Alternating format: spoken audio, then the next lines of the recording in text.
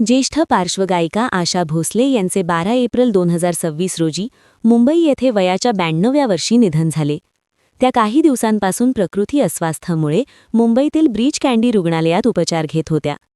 हृदय व श्वसनासंबंधित गुंतागुंत आणि मल्टी ऑर्गन फेलियर यामुळे त्यांनी अखेरचा श्वास घेतला, अशी माहिती कुटुंबियांनी दिली. आशा भोसले यांनी 7 दशकांहून अधिक काळ भारतीय संगीतसृष्टीत अधिराज्य गाजवले. त्यांनी 11,000 पेक्षा अधिक गाणी विविध भाषांमध्ये गायली असून त्यांचा आवाज हिंदी चित्रपटसृष्टीच्या सुवर्ण काळाचा अविभाज्य भाग मानला जातो.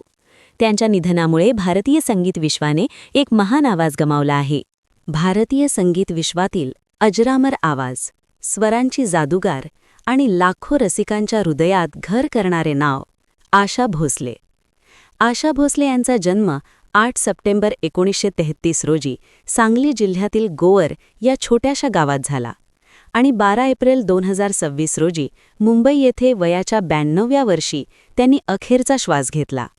त्यांच्या निधनाने भारतीय संगीत विश्वातील एक सुवर्ण युग संपले.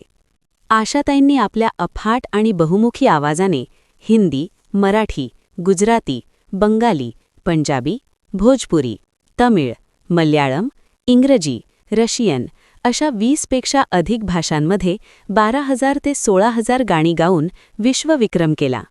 त्यांनी 900हून अधिक चित्रपटांमध्ये गाणी गायली आणि जगभरातील रसिकांच्या हृदयात आशाताई म्हणून अमर स्थान मिळवले. त्यांचा जन्म संगीत परंपरेतच झाला. वडील पंडित दिवानाथ मंगेशकर हे प्रसिद्ध गायक आणि रंगभूमी कलाकार होते.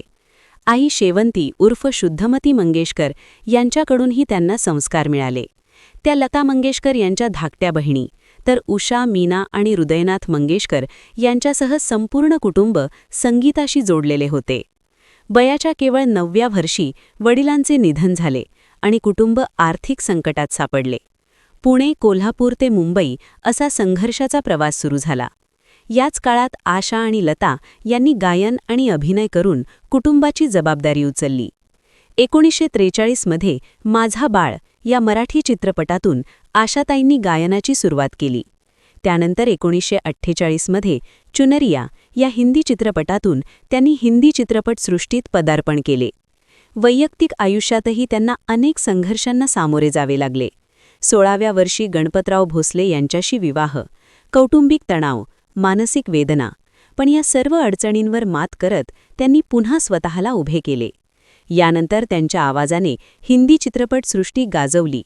पिया तू अब तो आजा, दुम वारो दुम, दिल चीज क्या है, उडे जब जब जुल्फे तेरी, तन्हा तन्हा आणि अशी हजारो अजरामर गाणी. त्यांनी मोहम्मद रफी, किशोर कुमार, सुधीर फडके यांसारख्या दिग्गजांसोबत काम केले. SD बर्मन ते AR रहमानपर्यंतच्या संगीतकारांसोबत त्यांनी काळानुसार स्वतःला बदलत ठेवले. 1980 मध्ये राहुलदेव बर्मन यांच्याशी विवाह झाला. या जोडीने संगीताला नवी दिशा दिली. आशाताईंना अनेक सन्मान मिळाले. दादासाहेब फाळके पुरस्कार, पद्मविभूषण, महाराष्ट्र भूषण, राष्ट्रीय पुरस्कार, फिल्मफेअर पुरस्कार आणि ग्रामी नामांकनसुद्धा.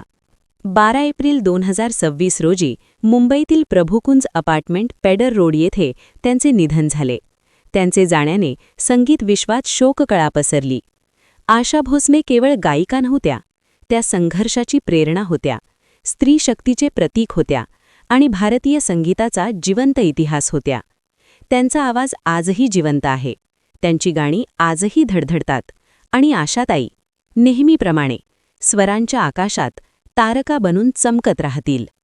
भावपूर्ण श्रद्धांजली. आशा